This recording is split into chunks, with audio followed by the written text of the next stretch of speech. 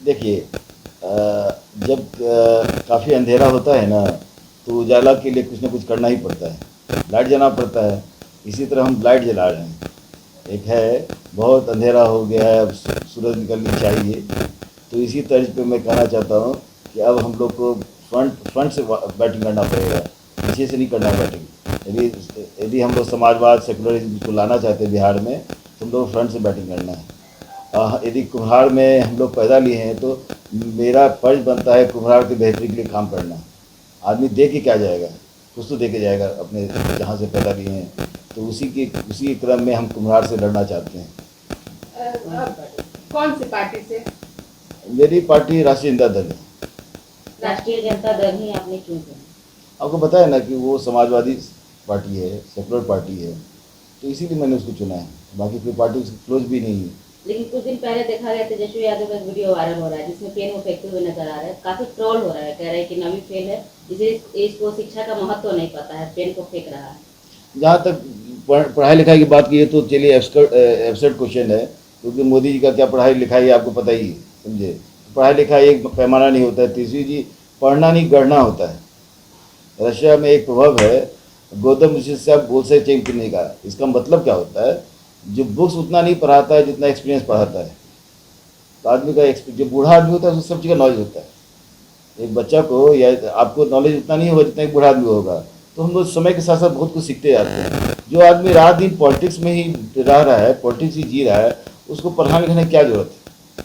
वो अपना 17 साल के कार्यकाल में 17 महीने के कार्यकाल में उन्होंने दिखा दिया कि हम क्या कर सकते हैं। बिहार में किस तरह नौकरी, जो बिहार में नौकरी नहीं था, बहुत कुछ नहीं था, तो उन्होंने कैसे क्रिएट कर दिया।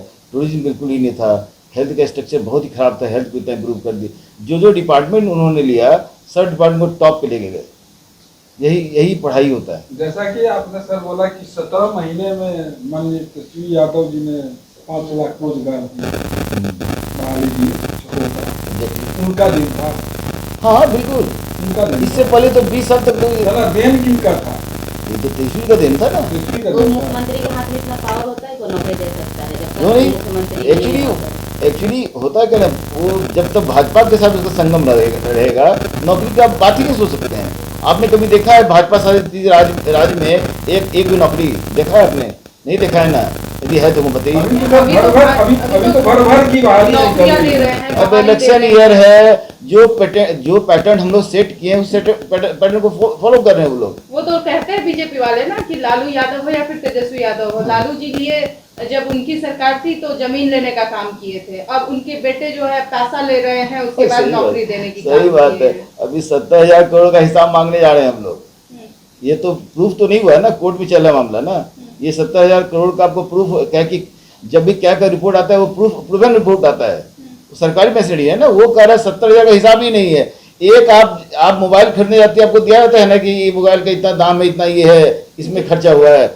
अपने घर वाले को जवाब देते हैं ना कि बेटी तुमको इतना पैसा मिलता है, तुम खर्च कहाँ करते हो। तुम दिखाते हैं हम लोग कि इतना का मोबाइल खरीदते हैं, इतना का हम ये सामान खरीदते हैं, घर का बजट इतना 3,000 का खरीदते हैं। उसी तरह आपको देना पड़ेगा, दिया नहीं ना है। जैसा कि आपने बोला 70 लाख 70 करोड़ जो भी। हाँ, तो 70 करोड़ का मतलब क्या भाजपा के आरजेडी के पास कुछ तथ्य है कि 70 करोड़ जो है क्या मेरी नहीं है, वो सेंट्रल गवर्नमेंट का है ना, मेरा तो है ही नहीं। वो सेंट्रल गवर्नमेंट का खुद ही मैसेज कर रहा है कि 70,000 करोड़ का कोई हिसाब ही नहीं बिहार दे पा रहा है। अच्छा, तो बहुत अनर्थ वाली बात है ना। अनर्थ वाली बात। डॉक्टर मोहित, एक सवाल और रहेगा। अभी आप समाज सेवा ऑलरेडी पहले से कर रहे हैं, एक डॉक्टर हैं, अगर आप चुनाव जीतते हैं तो फिर जमीन पे उतर के कैसे आप कीजिएगा काम, और विधायक बनने के बाद क्या आपको समाज में, गांव में जाके आपको तो मौका देना होगा, समय देना होगा। मेरा तो यहाँ और फिर गांव में कैसे? नहीं, मेरा जो क्षेत्र है वो शहरी क्षेत्र है।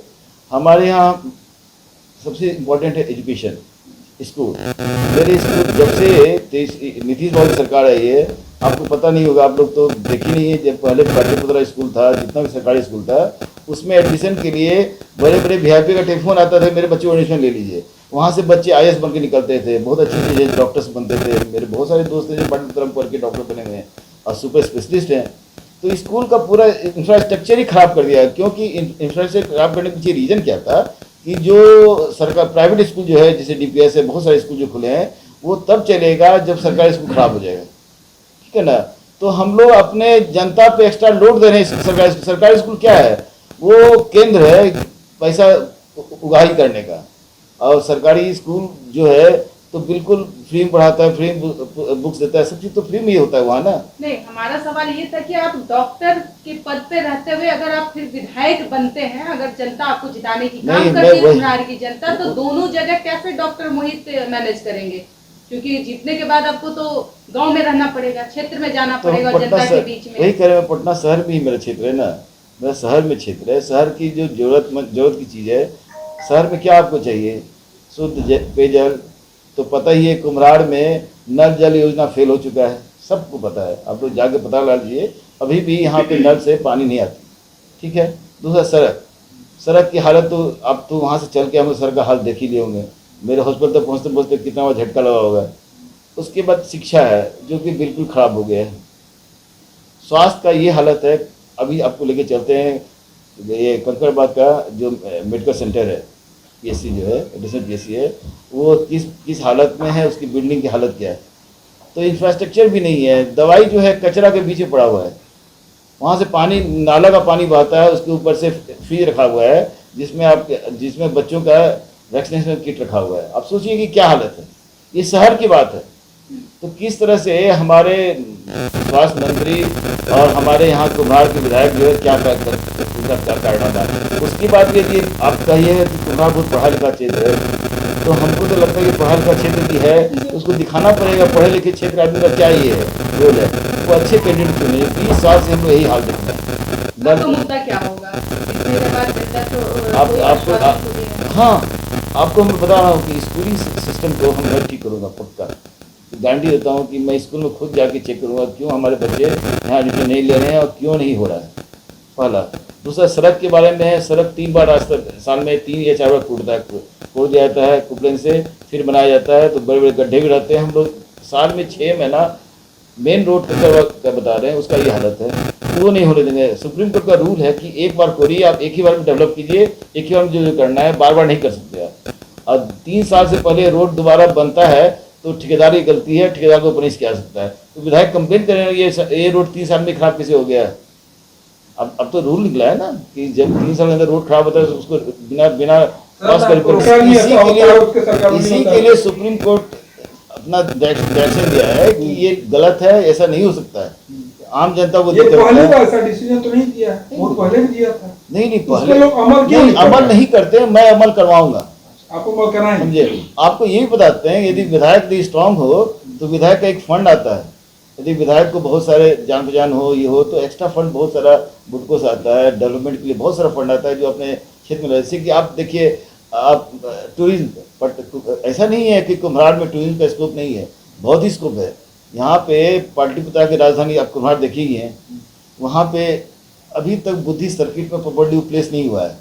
हम लोग उसको मेंशन नहीं कर रहे हैं कि बुद्धिस्ट सर्किट में, क्योंकि वो तो बहुत बड़ा चीज़ है। स्मार्ट अशोका का वो किला था, यहीं पे इतनों का मार के कुआं, जो आप अब देखिए कुम्हरार कुआं है, उसके बारे में नहीं मेंशनड है। उसको यदि हम बुद्धिस्ट सर्किट में डालेंगे तो बुद्धिस्ट लोग आके देखेंगे, हमारा जो होटल बिजनेस भी बढ़ेगा, पैसा तो हमारे कुम्हरार में आएगा ना, बिहार में आएगा ना।